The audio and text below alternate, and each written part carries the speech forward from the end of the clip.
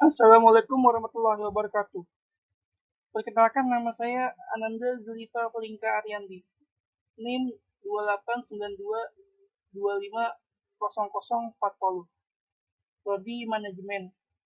Dosen pengampu Merintan Simbolon SE AK CA MAK.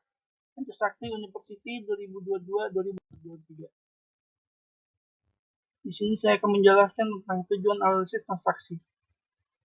Tujuan utama dari analisis transaksi adalah untuk mengukur relevansi dan keandalan suatu transaksi. Relevansi menunjukkan suatu transaksi memiliki nilai prediktif. Singkatnya, transaksi harus menambah nilai bisnis dan memungkinkan untuk memprediksi pendapatan masa depan. Ketepatan waktu juga menjadi masalah di sini. Akuntan harus mencatat transaksi dalam periode yang tepat untuk memenuhi persyaratan relevansi. Informasi yang dapat dipercaya berarti suatu transaksi dapat diverifikasi dan merupakan presentasi yang tepat dari transaksi tersebut. Tujuan sekunder. Analisis transaksi juga meninjau komparabilitas dan konsistensi item individual. Komparabilitas berarti bahwa total agregat dari semua transaksi memungkinkan pemangku kepentingan untuk membandingkan informasi satu perusahaan dengan yang lain. Dalam akuntansi, akuntan harus dapat membandingkan satu transaksi individu dengan transaksi lain. Konsistensi berarti perusahaan memiliki kebijakan yang memastikan semua transaksi melalui proses yang sama.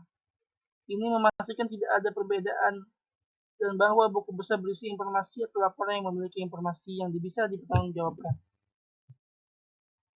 1. Tentukan apakah peristiwa tersebut merupakan transaksi. Akuntansi, Anda harus terlebih dahulu menentukan apakah transaksi ini merupakan transaksi yang bersifat bisnis. Pastikan juga transaksi yang Anda catat melibatkan jumlah moneter. Jadi, jika perusahaan menandatangani kontrak sewa, tidak ada transaksi akuntansi. Namun, jika melakukan pembayaran berdasarkan kontrak ini, itu akan menjadi transaksi akuntansi karena memiliki jumlah moneter yang perlu dicatat oleh perusahaan. Contoh lain termasuk pembelian peralatan, penjualan produk, dan pembayaran gaji. 2. Identifikasi akun apa yang terpengaruh. Langkah Anda selanjutnya adalah mengidentifikasi akun mana yang akan terpengaruh oleh transaksi. Misalnya, Ellen menginvestasikan 38 juta tunai dan truk bekas dengan nilai pasar 8.500.000. Dalam bisnis sebagai ganti modal perusahaan, kas dan truk diinvestasikan akan menjadi aset untuk bisnis itu dicatat dalam akun kas dan akun aset. Sebagai imbalan atas investasi itu, Ellen akan mendapatkan common stock sehingga juga akan mempengaruhi akun ekuitansi.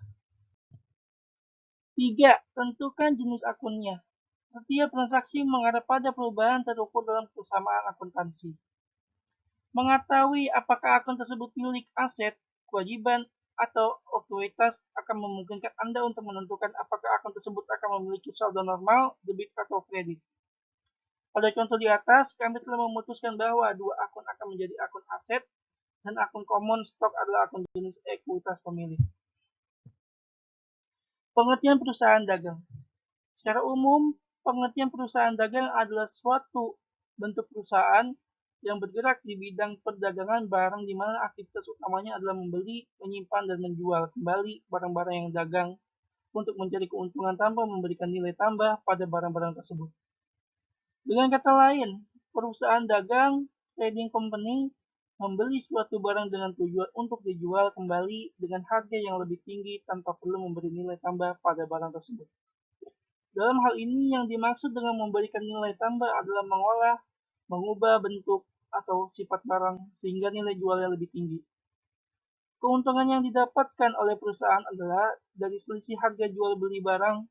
Adapun beberapa jenis barang yang diperjualbelikan diantaranya bahan baku, barang setengah jadi, barang komoditas, barang hasil industri.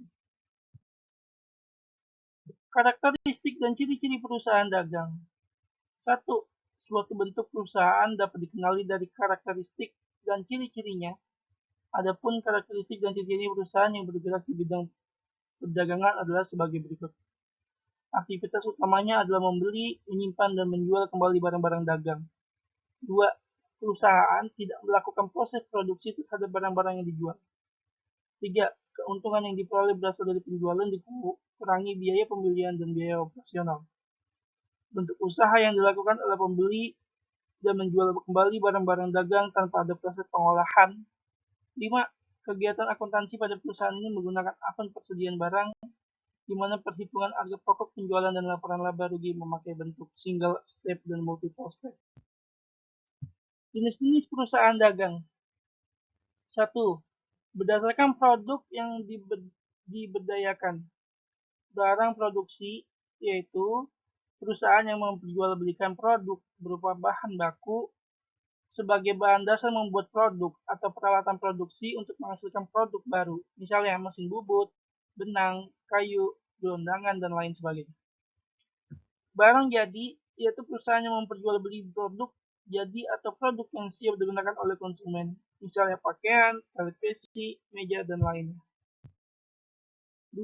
Berdasarkan jenis konsumen. Perusahaan besar, wholesaler, yaitu perusahaan yang membeli produk secara langsung dari pabrik dalam jumlah besar, dan cara menjualnya pun dalam jumlah yang besar, juga misalnya pedagang grosir. Perusahaan perantara, yaitu perusahaan yang perantara yang membeli barang dagang dalam jumlah besar dan jual kembali ke perusahaan PayPal dalam jumlah sedang, misal pedagang subpasir. Perusahaan retail atau pengecer, yaitu perusahaan yang berhubungan langsung dengan konsumen akhir, di mana konsumen dapat membeli barang secara eceran, misalnya pasar swalayan, kios, warung. Cukup sekian dari saya. Assalamualaikum warahmatullahi wabarakatuh.